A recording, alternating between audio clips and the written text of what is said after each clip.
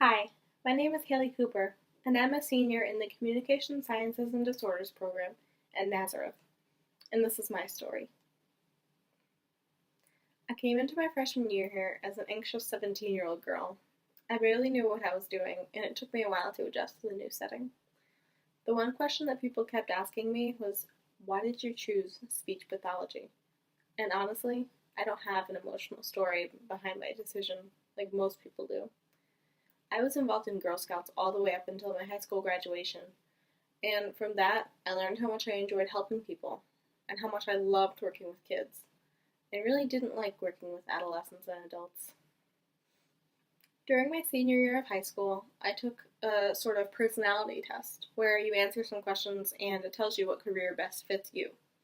And my first result was an economist. I knew instantly that that was absolutely not an option for me. It sounded pretty boring. So I said, okay, what's next? After going through several options, I finally came across speech pathology.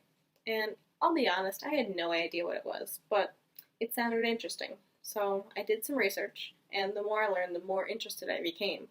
And in February 2014, I had made my decision. I'll be honest, I didn't know what I was getting into, but as I learned more in my first freshman semester, I grew fonder and fonder of EI services. By the end of my freshman year, I was set. I wanted to do EI in a clinical setting, and that was that. As I continued on, I found myself struggling more and more. I was missing assignments and falling behind. I guess at this point I should mention that I have attention deficit disorder. I don't like to share that generally because throughout my life I've been warned against using my diagnosis as an excuse. But recently, I've come to the conclusion that not only was I not using it as an excuse for my behavior, I also wasn't using it to explain my behavior. ADD is a part of who I am, and I had convinced myself that I could just ignore it and it would go away, but that definitely wasn't the case. ADD is the reason why I can't remember to check my planner every day, or read the book that I had just said 5 minutes ago that I was going to read. It wasn't my fault that I couldn't remember these things, and I wasn't going to let myself believe this any longer. At the beginning of my junior year, things started to go downhill. I was still recovering from painful personal events that had happened over the summer, and that brought a lot of anxiety and a lack of motivation and confidence into my life, and it skyrocketed my ADD. I was so distracted by my personal struggles, and they drained me so much that I couldn't focus on my academics. I had no energy left for them. I didn't know what to do, but I made the not so intelligent decision to figure it out on my own. Unfortunately, that only made things worse, and I snowballed. Once I realized, a little too late, I might add, that I really needed help, every professor seemed to be there for me. It was heartwarming. Unfortunately, however, I was too far gone, and there was no turning back. So, with the help of the faculty once again, I had made yet another life-changing decision. I had to change my career path. After weeks of research and agonizing over my past failures, I had found a path, and that path is clinical psychology.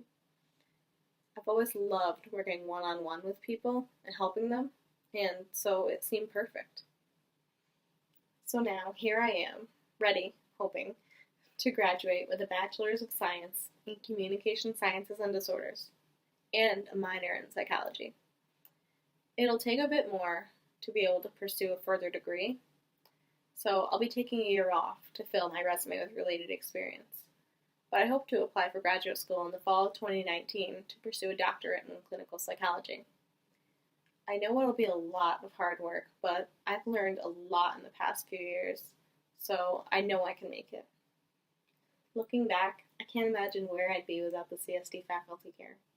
I want to say now, to anyone who has helped me along the way, thank you. Thank you from the bottom of my heart. You've been a blessing. I couldn't have done this without you all. I've learned a lot from myself these past 4 years, and I've definitely learned a lot from you.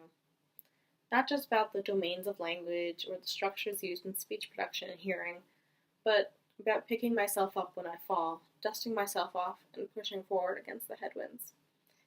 I've become a stronger person because of my time here at Nazareth, and I will be forever grateful for what it has given me.